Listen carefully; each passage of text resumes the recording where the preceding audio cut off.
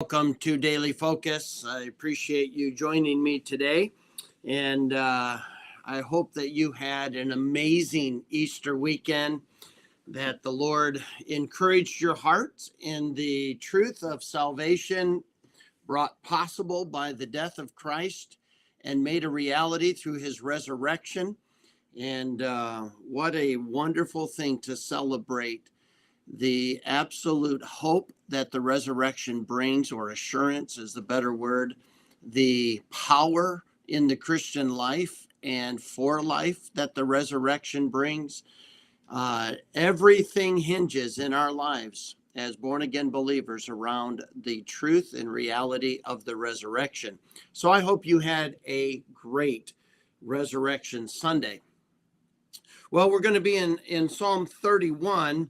And as a consistent theme with what David talks about regularly is that he's running to the Lord for help. He's running for the Lord because that's where he's placed his trust.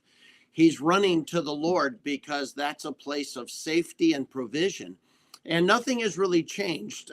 We need to be doing the same thing. We need to follow the mindset, the model of David, and we need to see God the same way. And so I've entitled this one, "Thou Art My Rock." When we think of a rock, we think of something absolutely solid. We think of something that never moves. It's something that is sure. And that is the picture that David is painting for us of our God. And that is that he is a sure foundation. He is solid. He is never going to be moved. And we can depend upon him, and we can run to him in our time of need. And so Psalm 31 says, "In thee, O Lord, do I put my trust. Let me never be ashamed. Deliver me in thy righteousness. Bow down thine ear to me. Deliver me speedily.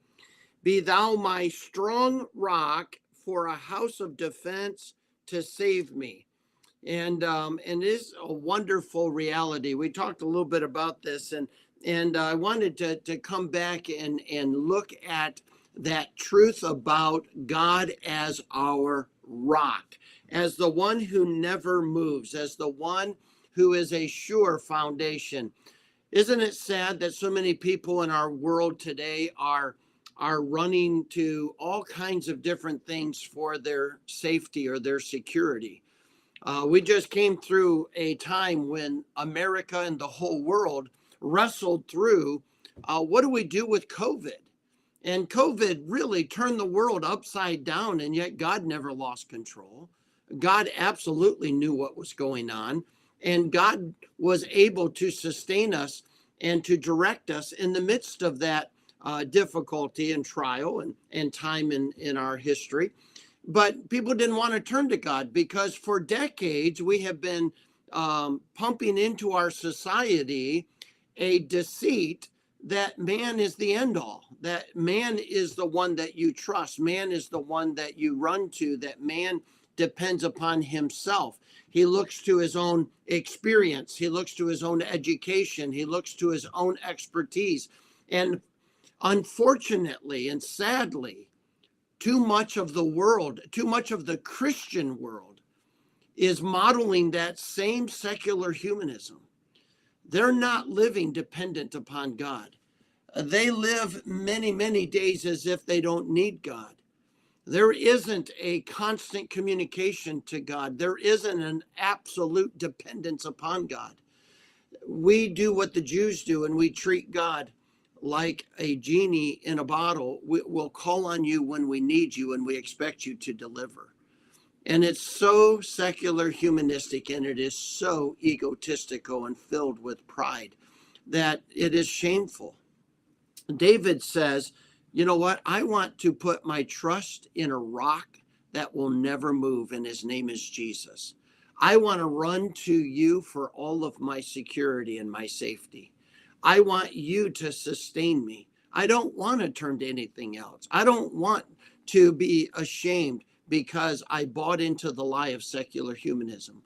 I don't want to be conditioned to just live day by day, as if every day is the same and I'm just a cog in the wheel doing the same thing and just passing time. No, I want to be intentional. I want people to see God. I want people to see who it is that I trust and why I trust him, and why they can trust him too. And so he says an interesting, after talking about they've laid a net, we talked about that. Verse number 5, into thine hand I commit my spirit. Thou hast redeemed me, O Lord God of truth. And he just gives us this reminder that we run to God. Verse number 9 says, have mercy upon me, O Lord, for I am in trouble. Mine eye is consumed with grief, yea, my soul and my belly. For my life is spent with grief, and my years with sighing. My strength faileth because of mine iniquities, and my bones are consumed.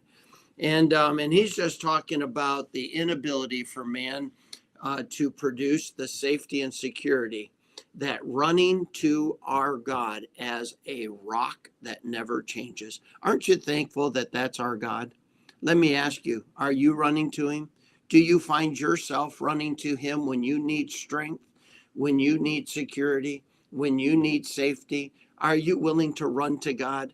Is he just an alternate option, or is he your only option?